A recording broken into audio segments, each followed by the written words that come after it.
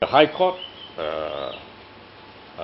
it was reported that the High Court decided he has to produce his birth certificate, which, sadly speaking, he could not produce. Well, if that is true, my view is this. I was just wondering whether when Abdullah Sidi, being veterans, when Abdullah Sidi, his wife, Eng Meng Cheng, alias Suryani, Abdullah Sidi's wife, is Chinese, Malaysian, of course, or Rashid Maidan, these are veterans, very well known in the whole communist movement, were permitted to cross the border on social visit. Whether the authority did impose the same condition, produce a birth certificate first before we allow you to come back. That's my reaction. I'm not saying that they do not have their birth certificate, but I just pose this question, whether such a condition was imposed when the three, I just quote out of context, these three gentlemen, when they were allowed to come back, was such a thing imposed on them, the need for them to produce a birth certificate before permit was given for them to cross the border.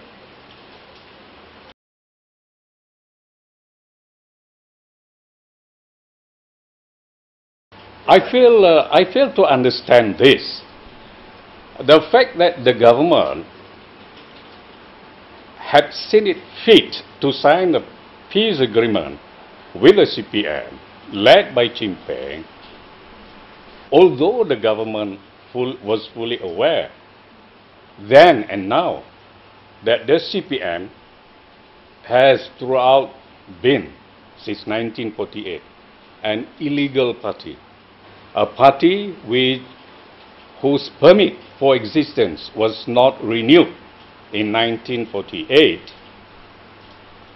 yet the government deemed it fit to enter into a peace treaty to end the issue. That per se shows that the government has, for the sake of the agreement, for the sake of settling the issue, seen it fit to sign the peace treaty to end the issue once and for all. And therefore, logically, whatever the terms of the agreement, both sides must respect. And when you talk about respect, to the best of my knowledge again, as far as the CPM side, Peng side, is concerned, they have observed every bit of the term and conditions of the peace treaty. There is no indication at all that those who came back, those who were allowed to come back, as well as those who are currently residing along the Malaysian-Thai border in the form of peace villages and so on. No question of them at the border planning to come back and to start to renew the struggle. So the CPM, on their part, to me, as far as my understanding of it is concerned, they have observed the peace treaty.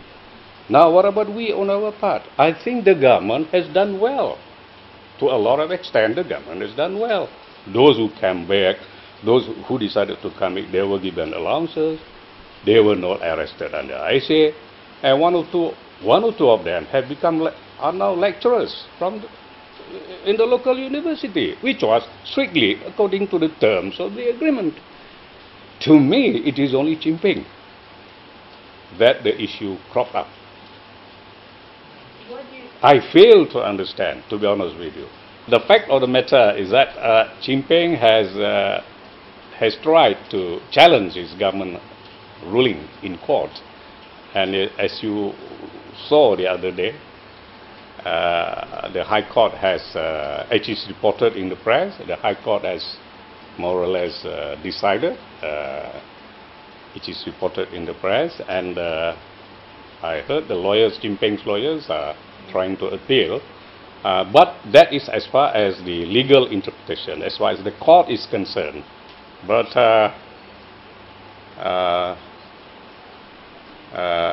My position is, I stick to my gun that in the true spirit of the peace treaty, Peng should be allowed to come back, if not for good, for reasons which, for example, again, not allowing to come back based on the peace treaty, also should be allowed to come back on social visits. Again, strictly based on the peace treaty.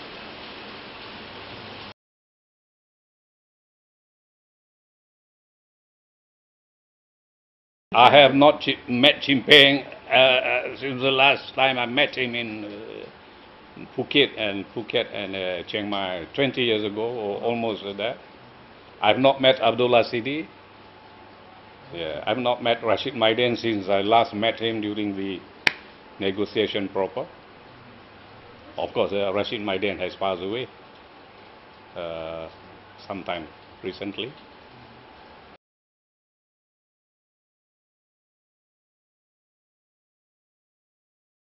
Well, I still remember the first time I met him in Phuket. And during the course of casual talk with him, we talk, we talk a lot. We talk a lot. And one of the things I remember that why Baling talk failed, I mean, asking for his opinion. Well, he answered spontaneously. His mannerism has always been that. He answered without prior thinking or planning. He just answered spontaneously. Well, he said it was unfortunate the talk failed, and but he did say that when the Tengku left the meeting, before they parted ways, the Tengku did give him promise that we'll meet again soon after the Merdeka talk in London. And then he said, but he wrote once or twice, he said, asking the Tengku, hey, how about your promise? Whether we should meet again. But he said there was no reply to his written request, allegedly by him.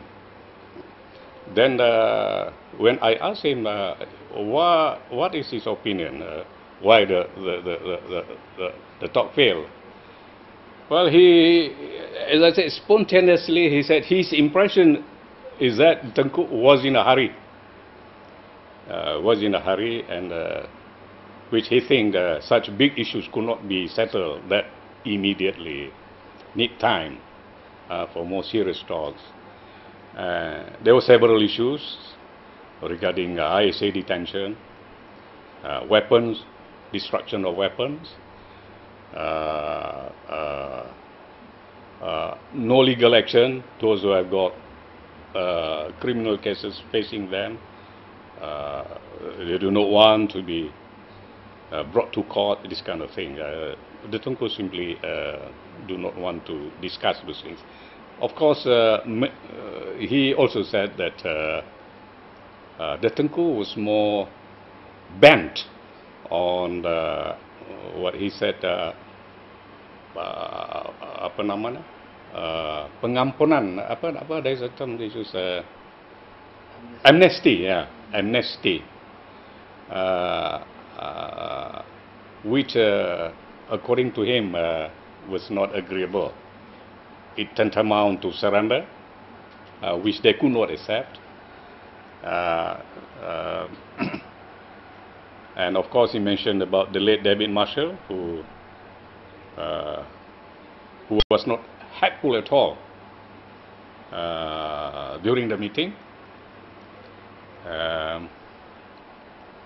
And given the time frame, he said the meeting failed. The meeting failed.